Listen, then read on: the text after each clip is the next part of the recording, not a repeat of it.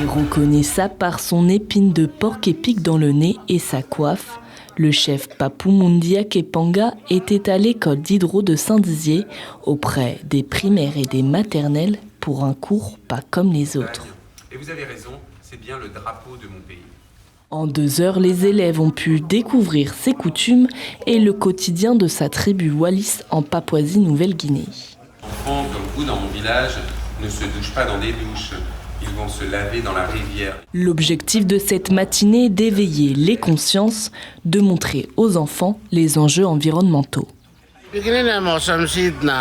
Aujourd'hui, je vais rencontrer les élèves et d'une certaine façon, je vais leur donner des conseils sur la façon dont il me semble important de préserver l'environnement. Vous savez, je considère que les enfants sont comme des graines. Si vous les arrosez de bons conseils, ils vont grandir et devenir des arbres solides. Vous, lorsque vous plantez des tomates, eh bien, vous donnez un tuteur pour que ces tomates, ces plants donnent des fruits. Eh bien là, c'est la même chose. Je vais donner des conseils aux enfants et partager des conseils avec les enfants. Je